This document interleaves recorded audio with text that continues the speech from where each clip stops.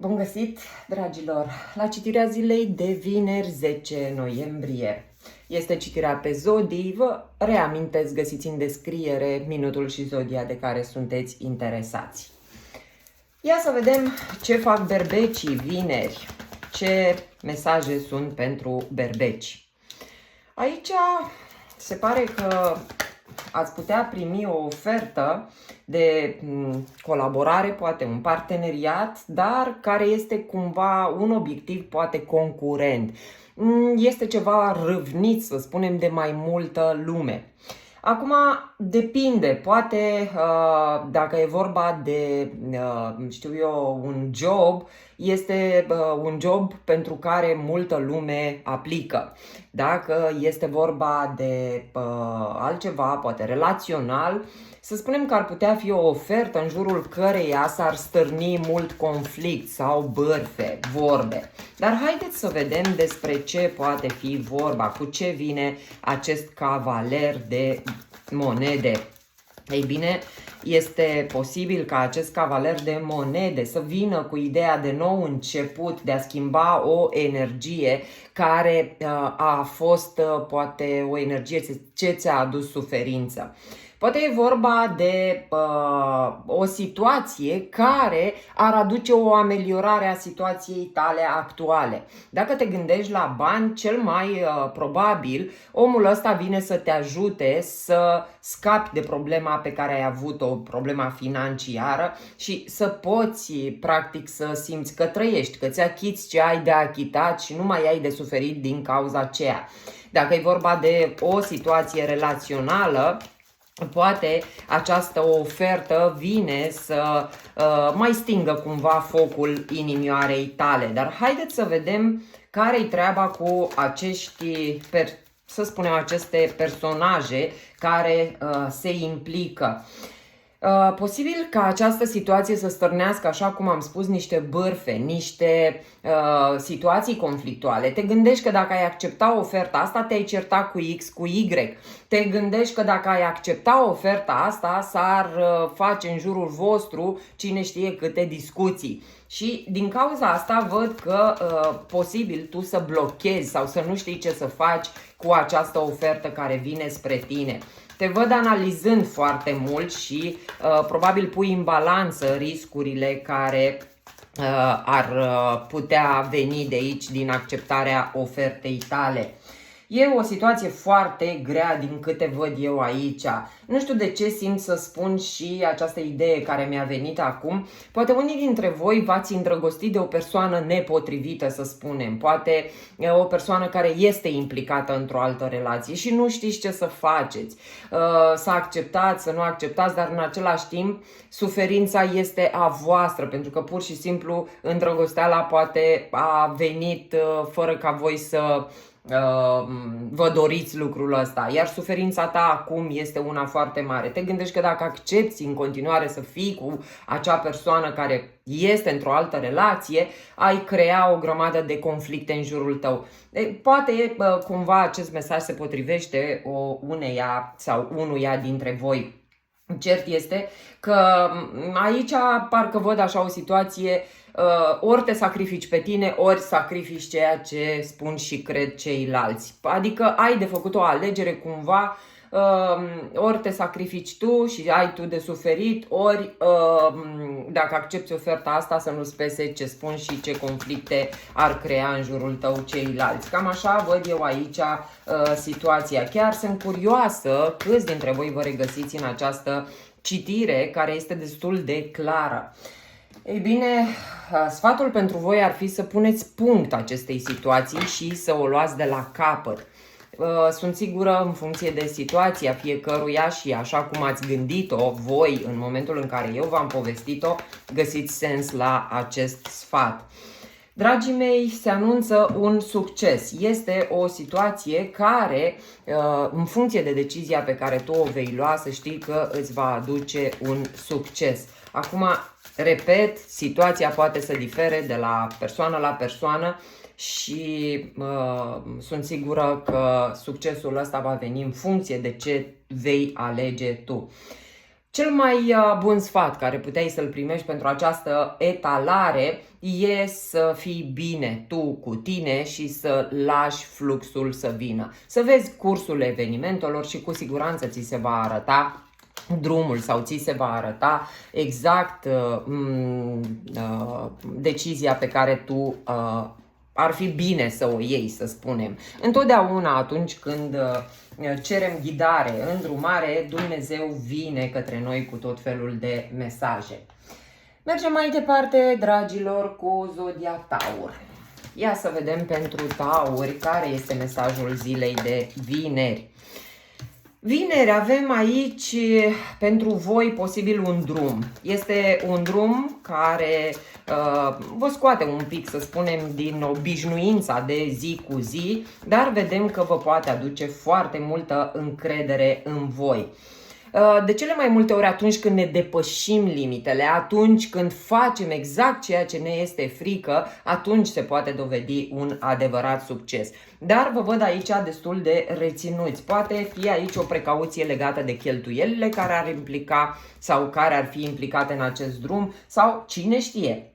Ei bine, vedem aici că este o confuzie, cel puțin la momentul ăsta, legat de această situație. Pentru unii dintre voi poate fi un drum fizic la care te gândești, să mergi către cineva, să vorbești cu cineva sau ai un drum de făcut în scop de afaceri, dar e ceva provocator pentru tine, da? Ceva ce poate n-ai mai făcut și știi că dacă ai face acel lucru ar aduce evoluție.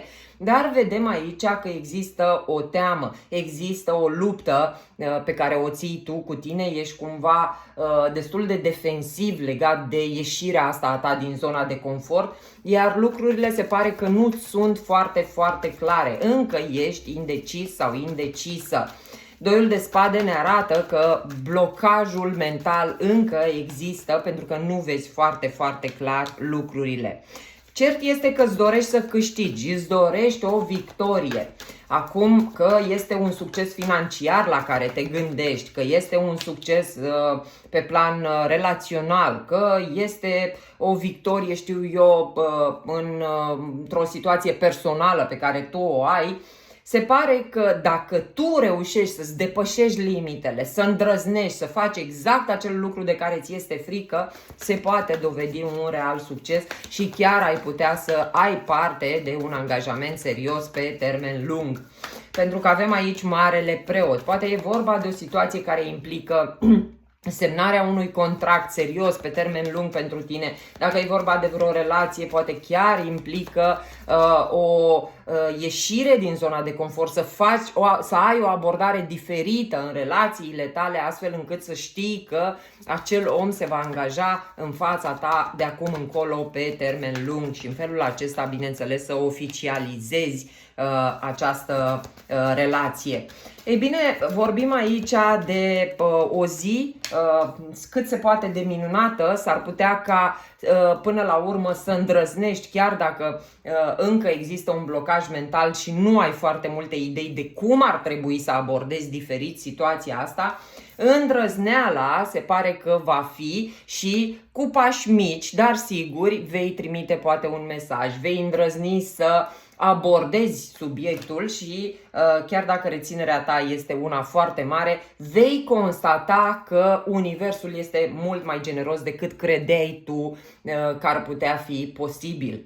Ei bine, dragilor, nu știu ce aveți în cap, nu știu care ar fi ideea de care vă este frică. Cumva cărțile spun îndrăzniți și o să vedeți că veți avea un mare, mare succes. Un succes neașteptat. Este o mare șansă pentru voi de a vă rezolva acea problemă în care există blocajul și pe care nu o vezi clar la momentul ăsta.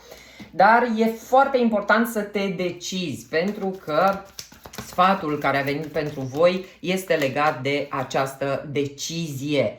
Lasă fricile deoparte, dă drumul acelei energii care te ține pe loc și îndrăznește și abordează diferit viața, situația cu care te confrunți la ora asta. Ei bine, dragilor, și sfatul din cărțile oracol ține de putere, tot de putere, de curaj, îndrăznește și descoperă acea putere interioară pe care sigur o ai înăuntrul tău, dar de multe ori suntem atât de puțin conștienți de cât de puternici suntem. Ei bine, dragilor, mergem mai departe cu zodia Gemeni. Ia să vedem pentru Gemeni care ar fi mesajul. Astea sunt prea multe, am să iau doar acest mesaj. 7 de spade. Ia să vedem, pentru că nu-mi doresc să trag concluzii pripite. Aici, dacă e să mă gândesc la primele cărți care au venit, aș spune că e posibil să aveți parte de o ofertă, dar o ofertă făcută din niște interese proprii. Aș putea numi această citire una care să te avertizeze, dar haideți să vedem explicațiile. Asul de bâte vine cu un nou început, dar iată, este un nou început de la o persoană în care nu ai încredere. Îți creează foarte multe conflicte interioare, foarte multe frici care ies la suprafață și cumva, poate din cauza experiențelor trecutului, te gândești că dacă ai accepta această ofertă, ți-ar fi foarte, foarte greu. Te văd foarte confuză. Tu știi clar că omul ăsta are și, să spunem în ghilimele, niște calități de mincinos, de trădător, de știu eu ce alte calități de genul ăsta, care ar putea să facă situația foarte grea, chiar dacă acum pare una destul de promițătoare. Iată, ca să ne convingă, vine și cu un as de cupe și cavaler de monede. Adică omul ăsta vine către tine și îți spune: de data asta va fi diferit, crede-mă, o să fiu serios, serioasă, o să ne putem bucura de iubire, de pasiune unul lângă celălalt. Numai că tu știi clar că omul ăsta poate este cineva din trecutul tău, ți-a dovedit în nenumărate rânduri neseriozitatea sa, iar acum ideea de nou început lângă această persoană, fie că ți-e partener de viață, fie că ți-e un prieten, fie că ți-e un coleg care la un moment dat ți-a înșelat așteptările, nu prea mai ai cum să ai încredere și te gândești tu că să intri iarăși în același cerc vicios care nu știi unde ar putea duce și să-ți fie din nou greu, așa cum ți-a mai fost cândva, nu prea te-ai băga. Dar cărțile spun foarte clar să ai încredere în tine. Tu ești creatorul propriei vieți și e foarte important să ai încredere în ceea ce creezi. Situația se va îmbunătăți. Dacă tu ai încredere în tine și știi că indiferent ce ți-ar face această persoană, tu vei fi bine, că ideea nu e să avem încredere în celălalt, ci să avem încredere că noi ne descurcăm, indiferent ce face celălalt, da? E nevoie de un echilibru care ție la momentul ăsta îți lipsește, de aia există și această teamă și frică, neîncredere pe care o vedem în cărți, pentru că doar un om care nu are încredere în el nu știe ce să facă. Nu știu dacă ați întâlnit, dar în general oamenii care cer mereu sfaturi, care, nu știu, și când își cumpără o pereche de chiloți, se duc, ce zici, să iau pe ăștia sau pe ăștia? Sunt oameni care n-au încredere în ei. Atunci când tu ai încredere în tine, când știi ce vrei, nu te duci să întrebi pe altul ce i-ar plăcea sau cum i-ar plăcea, că tu știi cel mai bine ce-ți place. Bun, mergem mai departe, dragilor, cu zodia Rac. Ia să vedem la Raci care sunt mesajele. La voi e imperios necesar aici o decizie, pentru că blocajul este foarte, foarte mare și poate este acea zi în care conștientizezi că n-ai cum să mai stai așa. Probabil ești într-o situație în care spui: ce fac? Sunt în pom, pomul e în aer, energia mea e când așa, ba vreau, ba nu vreau, e nevoie să iau o decizie. Poate chiar această zi vine cu puterea ta de a lua o decizie și nu vine întâmplător, vine în urma unor clarificări. Iată, un cavaler de cupe vine către tine și probabil niște informații care îți clarifică ție mintea, te echilibrează și te scot din blocajul ăsta în care tu nu vedeai lucrurile clar. Uite, îți dă mai multă încredere în tine, da? Imediat vei vedea diferit situația, îți recapeți puterea, pentru că în 8 de spade n-ai nicio putere. Mintea ta a creat atât de multe situații blocante încât zici: eu n-am cum să schimb situația. Pe când dacă apare regina de bâte, ea zice, eu pot, întotdeauna reușesc, eu știu ce am de făcut, eu foarte încrezătoare. De ce? Pentru că tu afli adevărul, vei afla poate exact ce ai nevoie să afli ca tu să știi ce ai de făcut și apare, bineînțeles, acel echilibru de care tu ai nevoie ca să poți să mergi mai departe. Vedem aici că te poți echilibra aflând adevărul, dar există și un inconvenient în oferta care se face. Poate această persoană are acolo o urmă de interes, ceva îți miroase ție, ceva că nu e bine, nu e chiar 100% ok, de aici și energia asta a cavalerului de bâte. Adică vine către tine, îți spune tot adevărul sau, mă rog, poate un 0,1% îl omite și de aici inconvenientul. Nu ești foarte convinsă că este 100% aici situația rezolvată. Situația blocajului dintre tine și această persoană. Cam așa văd eu situația. Ei bine, cumva ți se recomandă să știi să te impui, să impui niște limite sănătoase, să spui în față, verde în față, ceea ce vrei, ceea ce îți dorești. Important e că lucrurile se vor liniști. Indiferent că e o situație de relație, de iubire, de prietenie și așa mai departe, se vor liniști apele. Asta este foarte, foarte clar. Vei ieși din blocajul acela. Dragilor, e aici un îndemn, dacă vreți, fiți drăguți și iubitori, pentru că în felul acesta vă onorați sufletul vostru și aici vorbim tot de spirit, de suflet. Să fiți conștienți de lumina pe care o aveți în interior și că absolut tot ce e nevoie să aflați, veți afla la momentul potrivit. Întotdeauna suntem protejați, întotdeauna ce ni se întâmplă pentru binele nostru superior. Mergem mai departe, dragilor, cu Zodia Leu.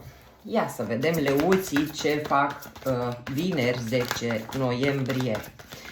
10 de monede aici ne arată că aveți parte de o zi, poate, pentru care luptați, să spunem, sau luptați pentru stabilitatea voastră. Poate fi acea zi în care simți cumva un pericol la siguranța și stabilitatea familiei tale. Așa mi-a venit. Sau poate un pericol vis-a-vis de situația financiară a familiei tale. Dar să știi că nu stă deloc așa situația, indiferent ce-ți va crea ție frică, să știi că ai de fapt o mare șansă să câștigi mai mult decât credeai tu că poți. Știți cum simt eu aici? Ceva de genul parcă cineva vine să-ți dea ceva, iar tu ești foarte reținut sau reținută.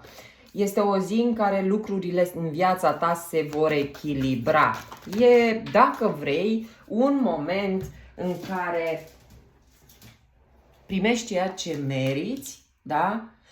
Poate în trecutul tău ai fost obișnuit să nu primești ceea ce meriți, de aia acum ești oarecum reticent, dar în sfârșit karma, dharma își face treaba și vei primi ceea ce tu îți dorești. Și în felul acesta reușești să închei cu fricile pe care tu le ai. Pentru că există acolo o mare teamă, de aia te și aperi așa cu îndârjire, pentru că lucrurile în trecutul tău au fost poate înfricoșătoare sau au fost de așa manieră că acum sufli și în iaurt, cum e vorba aia românească. Dar toată situația de vineri te va pune în fața unei decizii importante de a duce poate familia sau finanțele familiei la un nivel superior. E o evoluție, dacă vreți, îndrăznind să vă depășiți limitele și fricile pe care voi le aveți. Iar șasele ăsta de monede ne arată șansa, oamenii potriviți, la locul potrivit, banii de care ai nevoie ca tu să reușești să faci tot ceea ce îți dorești. Dragilor, eliberați-vă de trecut. Poate fi o zi în care te eliberezi de tot acel trecut. Poate eliberezi frica ce te-a ținut pe loc până în acest moment. E vorba de o îmbunătățire a lucrurilor, a situației tale în problema pe care tu o ai la momentul ăsta. Și, dragilor, îndrăzniți să spuneți nu. Îndrăzniți să vă impuneți limitele, îndrăzniți să acceptați ce vă place, să nu acceptați dacă nu vă place și așa mai departe. Este poate un moment în care reușești să impui niște limite unor oameni de care îți era teamă până mai ieri. Mergem mai departe cu zodia Fecioară. Ia să vedem pentru Fecioare care este mesajul. Steaua aici ne arată o speranță de viitor, o speranță la niște planuri de viitor. Îți faci speranțe legate de o ofertă pe care tu ai putea să o primești. Deocamdată ești pregătit sau pregătită de ce ar putea fi mai rău. Una îți dorești și alta, de fapt, pregătești, aș spune eu. Păi, dacă tu speri la bine, de ce stai atât de încordată? Optul de cupe mi-arată totuși că vei lua o decizie de a te detașa de această dorință puternică pentru care poate ai luptat până acum. Eu știu, poate mulți dintre voi ați tot sperat la împlinirea, la reechilibrarea unei relații. Eu văd aici că în această zi ajungi la concluzia că ai sperat degeaba și că lucrurile nu stau deloc așa. Văd că îți vei găsi puterea și energia necesară să vezi un viitor mult mai puternic prin munca proprie, prin satisfacțiile pe care ți le poți aduce pe cont propriu. Eu consider aici că este pentru aceia dintre voi care ați sperat ca o situație din viața voastră să se îmbunătățească. V-ați făcut tot felul de vise, v-ați făcut tot felul de speranțe, fie că vorbim de job, ai sperat că îți mărește salariul, nu s-a mărit. Ai sperat că se schimbă Gigica, nu s-a întâmplat nimic. Și cred că ajungi la concluzia în această zi că ai sperat, dar ai sperat degeaba și că ar fi mai bine să-ți vezi de drumul tău, să muncești în a deveni varianta ta cea mai bună în fiecare zi ca să ajungi la satisfacția deplină. Așa au venit mesajele, dragilor. E foarte important să vă eliberați de frica și neîncrederea pe care poate o aveți, de dependențele pe care poate le aveți față de anumită persoană cu care ați tot sperat ca lucrurile să se schimbe. Și al doilea sfat care a venit în mod special, sau, mă rog, ele nu vin niciodată întâmplător, fă-ți norocul cu propria mână. De multe ori ne punem destinul în mâna celorlalți. Totul depinde de Gigica, de Gigel și așa mai departe. Ei bine, nu. Totul trebuie să depindă de noi. Fericirea noastră trebuie să depindă doar de noi. Da, se anunță abundență. Odată ce îți preiei conducerea vieții tale, tu chiar poți fi cu adevărat fericit, fericită, vei găsi și sufletul pereche și puterea de care ai nevoie, care te va duce către ceea ce îți dorești. Frumoasă etalarea pentru voi și știu că în ultima vreme fecioarele chiar au fost încercate. Bine, nu doar fecioarele, toți am fost încercați în diferite aspecte ale vieții noastre. Să sperăm că ne mai lasă energiile de acum încolo. Bun, mergem mai departe cu zodia Balanță. Hai să vedem ce avem pentru balanțe în următoarea, în ziua de vineri, 10 noiembrie. La voi aici un secret se pare că aruncă în aer ceva. Dar aș spune că este ceva care se arată a fi benefic pentru voi. Se aruncă în aer, poate infidelitatea cuiva, aflați de neseriozitatea cuiva, dar eu cred că este un eveniment la care tu te așteptai. Îl vedeai în viitor acest eveniment cumva ca imposibil de evitat.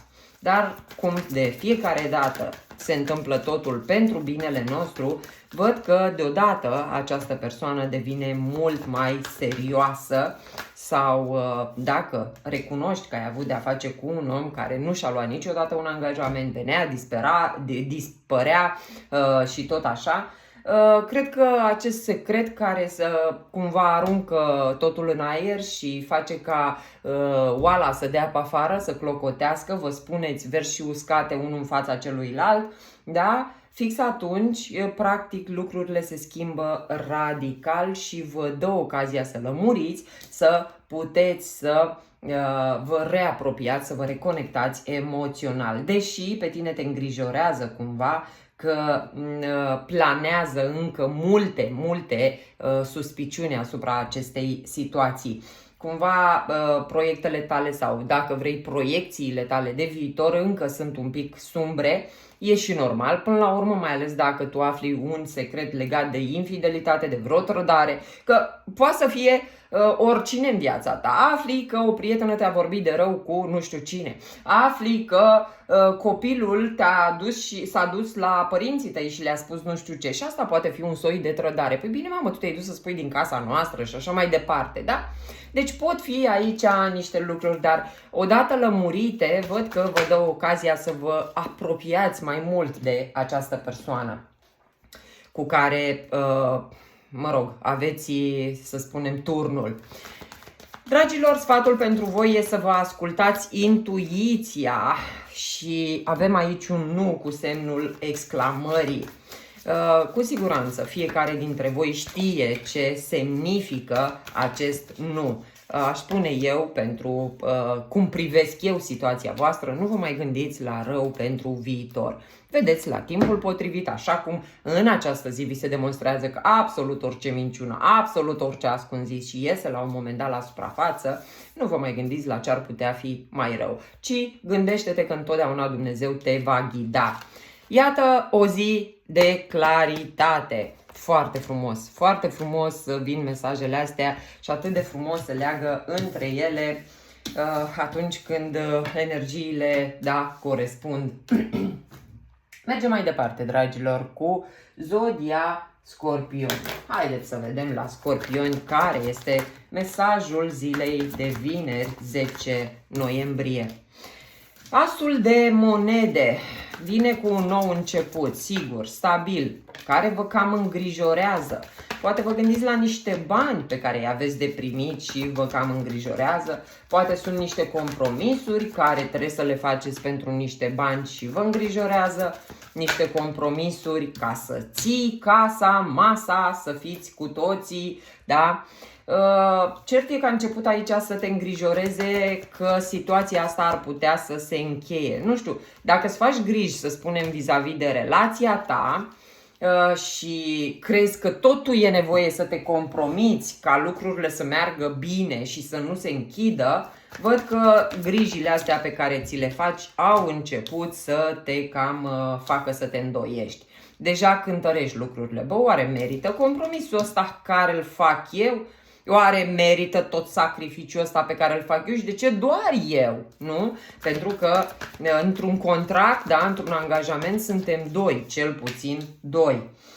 Văd că vei lua sau ai putea lua decizia de a lăsa toate compromisurile în spate. Probabil este ziua în care îți propui eu de azi nu mai fac niciun compromis. Fac ce trebuie să fac dacă trebuie să fac și în felul ăsta te liniștești tu. Dar nu știi ce va fi. Nu știi ce scandal se va crea, nu știi dacă lucrurile vor evolua cum trebuie, dar cred eu că ai ajuns în stadiul în care să zici mi se rupe. Eu știu că nu mă mai compromit și chiar dacă va ieși scandal, chiar dacă nu știu ce va ieși în viitor, aia e. Își asumă fiecare responsabilitatea pentru cât face și cum face. Așa te simt eu aici. E o hotărâre clară că nu mai vrei să faci niciun compromis. să mai lași de la tine absolut deloc. Sfatul, da, e să te decizi, pentru că decizia clar stă în mâinile tale. Îngerii și ei spun că totul depinde de tine. Dacă vrei să fii tratat cu respect, respectă-te tu și nu te mai compromite și crede în unicitatea ta. De cele mai multe ori facem compromisuri din cauza fricii că pierdem. Pleacă de lângă mine, mă dă afară dacă sunt compromisuri la muncă. Da? Dar de ce să nu credem în valoarea noastră, în unicitatea? Păi ce mă mai găsește ca mine? Nu mai găsește, frate, ca mine. Despre asta este necesar, da, să credem și cumva sfatul oracolului cred că a venit mai mult decât potrivit pentru etalarea ta. Sunt curioasă câți vă regăsiți în această situație. Segetătorul. Ia să vedem pentru segetători. Avem aici poate o călătorie, un drum, posibil, iată că avem și nebunul. Ori te arunci așa cu capul înainte într-o conversație cu cineva, dar e și un compromis pe care e posibil să-l faci aici. Ia să vedem. Cavalerul de bâte. Mai asta e o energie de du-te vino și te cam obsedează sau cumva te face să îți fie destul de frică de situația asta. Poate te gândești, ok, încep să vorbesc cu omul ăsta, dar dacă mai există la mijloc cineva, dacă cumva nu este serioasă treaba, eu văd aici că tu ai curaj să te bagi în treaba asta crezând că lucrurile se vor schimba. Sper tu într-o transformare. Sper tu că dacă îndrăznești și intri în situația asta, îl determini pe omul ăla să te aleagă cumva pe tine. Da? Frica există. Nu știu, poate există aici și o mentalitate pe care tu reușești să o schimbi cu ceea ce se întâmplă azi. Vorbești cu cineva și cred că reușește să-ți schimbe acolo niște crezuri vis-a-vis de ce ți-e frică ție. Da? Din câte văd eu aici, ai un rege de spade. Atenție! Regele de spade cu diavolul aici îmi poate arăta și o manipulare, poate arăta niște interese ascunse pe care tu cumva la nivel subtil le simți. Vezi ce faci și despre ce este vorba. Bucură-te de moment, dar nu-ți fă mari speranțe de viitor. Adică îndrăznește și trăiește momentul, mai ales dacă e un moment frumos pentru tine, dar nu te hazarda să crezi cine știe ce pe viitor. E un moment perfect, potrivit pentru ceea ce trăiești acum, la momentul ăsta și nu uita să rămâi totuși pozitivă în această situație. E un mister aici, iată exact ce spuneam, parcă ți-e teamă de o manipulare, tu miroși acolo ceva, de parcă pleci, dar pleci în necunoscut sau te bagi în niște discuții unde știi că ceva nu miroasea bine, dar e așa, ca o chestie necunoscută care te și atrage foarte, foarte puternic. Acum, tu știi despre ce este vorba, sunt curioasă să-mi povestești și mie. Bun, mergem mai departe cu zodia Capricorn. La Capricorni vedem aici un blocaj pe familie, pe bani, dar o să se facă lumină în acest blocaj. Ia să vedem legat de ce este blocajul tău. Legat de trecut, de un scandal, o ceartă, ai rămas și de atunci nu mai vorbești cu cineva din familia ta posibil. Încă te gândești la acel poate conflict pe care l-ai avut cu cineva. Ia să vedem. Poate o persoană mult prea impunătoare, tu ai tot lăsat de la tine și cumva lucrurile n-au mers în direcția potrivită. E posibil să te împaci cu această persoană pentru că ții la această persoană, pentru că vine să-ți spună un adevăr care te pune pe gânduri, și te face să regândești cumva poziția ta, să schimbi un pic felul în care tu ai văzut trecutul vostru, să schimbi un pic felul în care ai văzut poate cearta aia, poate tu ai avut o percepție despre cearta aia că mamă ce a fost, dar omul ăsta vine și zice, băi frate, hai să nu punem atâta preț pe o prostie până la urmă și să încercăm să reparăm situația, hai să ne spunem verde în față ce, cum, ce fel și să transformăm cumva această nebunie care s-a creat. Dragilor, poate fi o transformare majoră aici în familia ta, în relația ta sau o problemă de familie care te deranjează. Nu te opri că ești pe drumul cel bun. Așadar, dacă vezi că lucrurile încep să se amelioreze, mergi pe cărarea aia că este cea bună. Se arată exact ce ai de făcut ca tu să poți să iei o decizie. Sunt practic acțiuni perfecte care ți se arată și te pot ajuta în deciziile pe care tu le ai de luat. Asul de spade, așa cum știm, ne aduce adevărul gol-goluț și bineînțeles că cu mintea clară poți să iei și decizii. Mergem mai departe cu zodia Vărsător. Ia să vedem pentru Vărsători care ar fi mesajul zilei de vineri. Aici o șansă vine să vă facă să vă simțiți mai bine. Ori vă dă cineva niște bani și o să ziceți, wow, poate e o promovare, nu, poate vine un rege de monede la voi și vă aduce suma de bani pe care, de care aveați nevoie.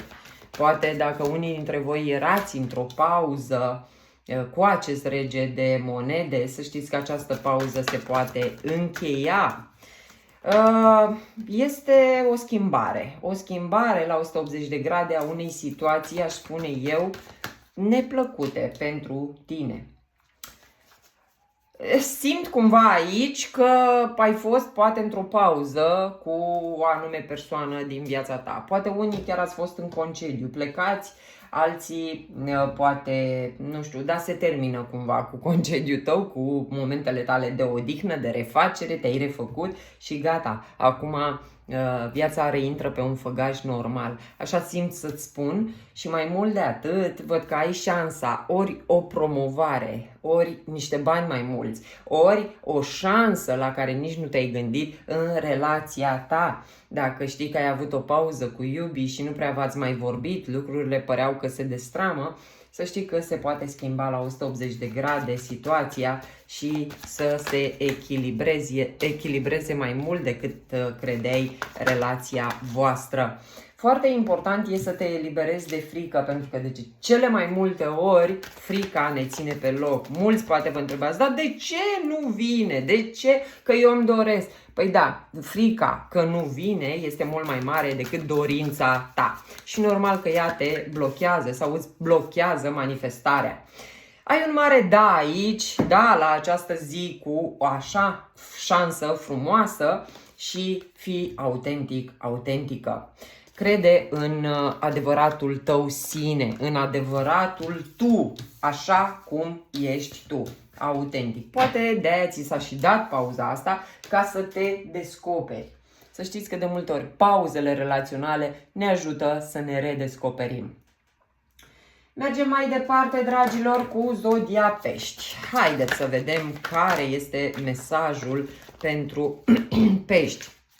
Voi aici vedem că oscilați, să plecați, să nu plecați, să rezolvați, să nu rezolvați. Nu știți ce să faceți. Vedem aici că aveți și o idee nouă, bună.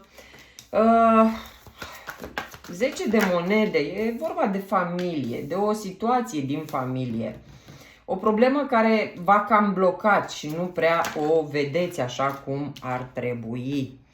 Dragii mei, stați în cumpănă, nu știți ce să faceți, să încheiați, să nu încheiați, să spuneți adevărul. Este aici, clar, un blocaj care efectiv nu te lasă să știi ce ai de făcut. Nu știu de cât timp, dar cred că ești într-o pauză de ceva timp. Și pauza asta ți-a tot dat timp ca să analizezi, să cântărești niște lucruri. Cred că ești așa, să închid situația sau să spun totul, să arăt tot ce știu, să scoatem toate secretele la suprafață. Dar văd că te gândești să pleci, să lași în spate stabilitatea pe care o ai în momentul ăsta, numai că ești cam blocat sau blocată. Nu știi ce să faci. Ai ideea că ți-ar fi bine cumva singur sau singură, ești poate independent pe picioarele tale, cu banii, cu emoționalul, dar în același timp te gândești și că lucrurile nu vor fi atât de sigure și de stabile pe cât ți-ai dorit tu sau pe cât sunt acum în familia ta. Dragilor, aveți încredere în voi, pentru că de cele mai multe ori deciziile le luăm greu din cauza că nu avem încredere în noi. Cărțile te îndrumă să treci la acțiune, dar acțiunea care să vină inspirată din interiorul tău. Spre ce tinzi mai mult să faci, acolo du-te. Onorează-ți pasiunile. Poate unii dintre voi nu știți ce să faceți legat de o pasiune, iată. Te gândești că să lași un serviciu, un job stabil și sigur pentru ceva ce doar îți aduce bucuria de a face, dar momentan nu aduce și veniturile pe care le ai în partea asta la altă. Nu știi ce să faci. Ai lăsat pe de o parte stabilitatea, dar nu știi în partea asta la altă ce să faci. Dragii mei, vă mulțumesc din suflet, aștept cu nerăbdare mesajele în comentarii, vă urez o zi minunată. Pa, pa!